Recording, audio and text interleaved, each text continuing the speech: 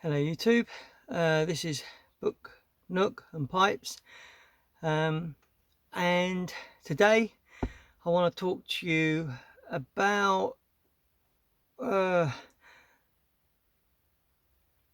sort of genesis of me becoming a pipe smoker, and that is these books here. Oh, camera slipped, hang on, right, these books here, catch them? They're Lord of the Rings. This is a beautiful set. Just move that lamp, move that, there you go, see that? And it comes in this, like, absolutely weigh a ton. They come in this beautiful box set.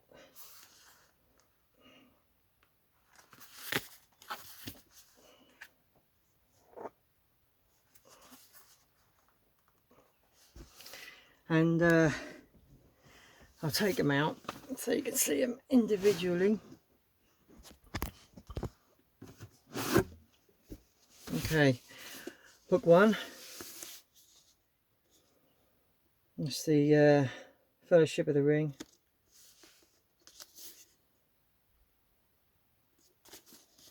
And I wanted these because these are the original covers that Tolkien himself drew. I believe they're the covers that were on the 1950s editions of the book. And there's two towers.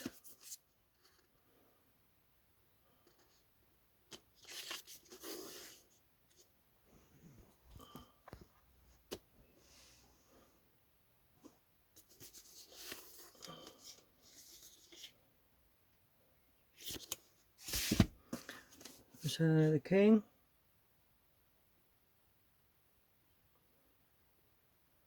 Can't really get that in full shot. Return of the King.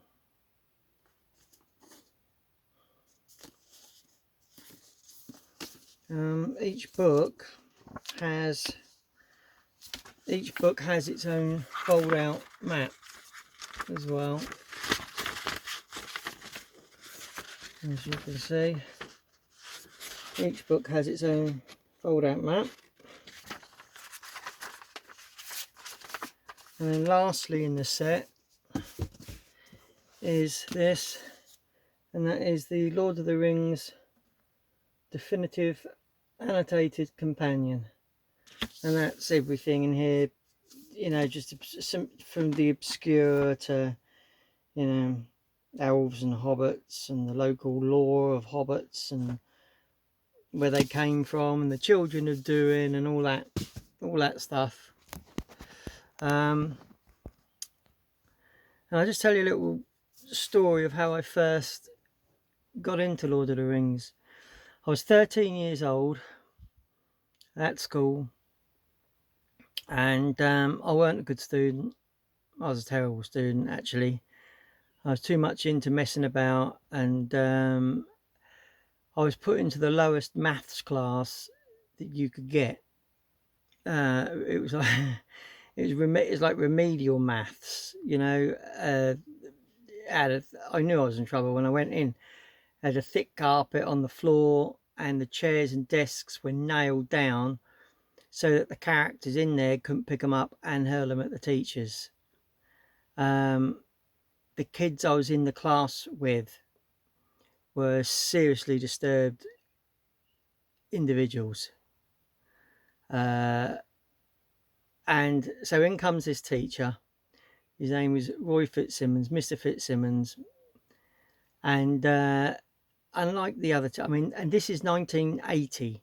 Okay, so this is about this is 1983. So in comes this guy in a leather jacket, jeans, and long hair. He's a hippie. He's not liked by the rest of the faculty. They're all stiff upper lip and you know, and all that sort of stuff, and they don't like him. His real main subject and passion is art. Maths was his secondary subject, and he was dumped into this remedial class. He didn't want to be there. And so, like his first day, he just stuck his feet up on the table, looked at us, pulled out this book, this hardback book, which was this hardback, which was Lord of the Rings, Fellowship of the Ring. I believe it was that picture, but it was a black cover. Anyway, he pulls out this book and just commences to read. That's all he did all lesson. And we're looking at each other, and he's like scrawled a couple of things on the board, you know, copy this sum or whatever. And we're just looking at each other and we're thinking, oh, this is awesome. What an awesome teacher. And he did it every lesson. I mean, he'd come in and there'd be people fighting and throwing things and cursing and all this sort of stuff. He'd just ignore them. He'd sit down at his desk. He'd put his feet up on his desk and he wore cowboy boots. He'd pull out this book, Lord of the Rings, and he'd read. And that is all he did. And slowly I became fascinated. What is this book? He never read another book.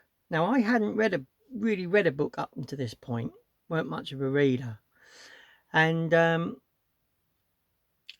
so I got up to his desk one day and I said, sir, what is this book you're reading?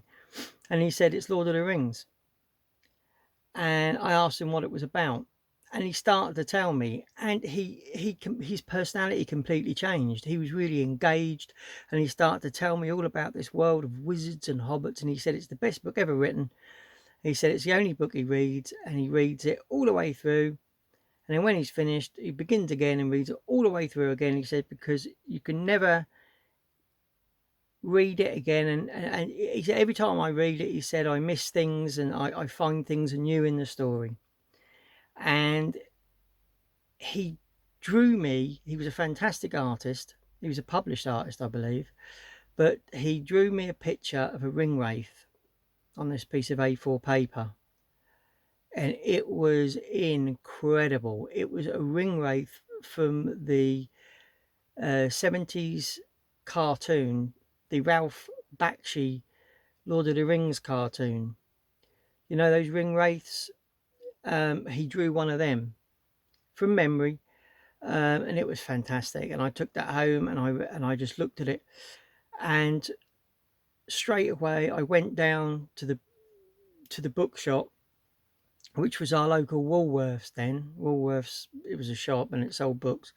And I picked up Fellowship of the Ring. I took it home, and at 13 years, I discovered the love of reading. And I read that book, and my world faded away. My bedroom disappeared, and I was transported into Middle Earth. And I remember that it was such a visceral experience. I remember the experience. I remember how I felt when I read it. It was like I'd been transported to another world. I mean, up until this point, we'd been made to read Thomas Hardy, Far from the Madding Crowd, Tess of the D'Urbervilles and things like that. Now, they're great books in their own right, and I came to appreciate them as an adult. But as a kid, you know, trying to read them and trying to read Romeo and Juliet as a disaffected youth of 13, you know, they'd already tried to expel me for fighting and stuff like that. And you know, but Lord of the Rings captured my imagination big time. And not only did it give me a forever love of the fantasy genre, but reading in general. And it also gave me the want to write myself. It completely changed me. One teacher who'd had enough himself, sick of teaching kids, he'd got dumped into this remedial maths class, and so he went in there and thought, oh, the hell with you lot, just do what you want to do, I'm just going to sit here and read. He actually had a massive influence upon me, and without him, well, I don't know where I'd be. Anyway, to link up this, there is the theme of Lord of the Rings this today. I'll show you. This is the first pipe that I ever got, or the first pipe I got when I got back into it a few years ago, it's not a very good pipe, but I got it because I thought it looked like Tolkien's pipe, and it's a pretty basic. It's a Watson GG. Cost me 12 quid from the pipe shop in Ipswich. It's a very basic pipe. It's not a great smoker, but I thought if you've ever seen pictures of Tolkien, then this is very similar to a pipe he had, to a pipe he smoked, albeit in a small way. Okay? And it fit me. It's quite small, and the bowl is only small, so you know I couldn't smoke a lot of tobacco, so it just fit me. I'll show you a picture of, actually, if I've got one. Hang on.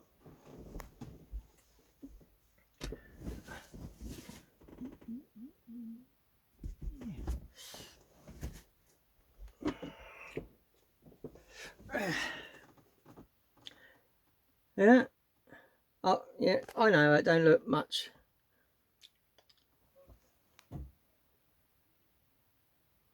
Similar.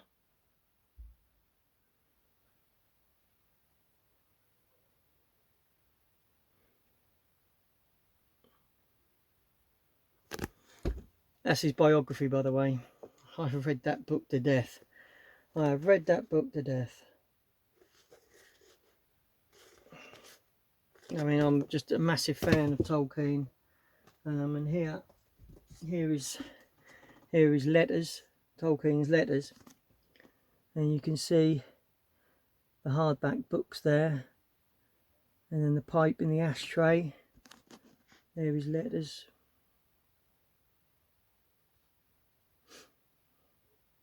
And lastly, again, Lord of the Rings. I will show you my little Funko Pops. Here is Pippin. Hello, Pippin. There's Pippin with his little pipe. Yeah.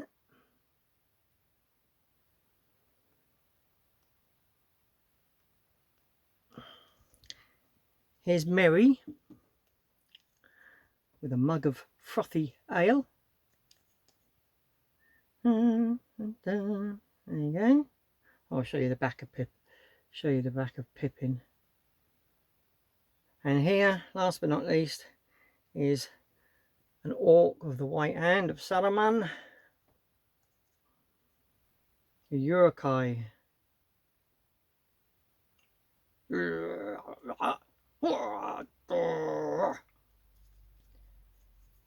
He's awesome, isn't he? Look at him. Anyway, so there's a little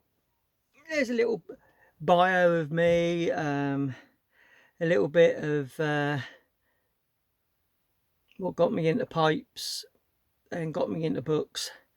And so anyway, until next time,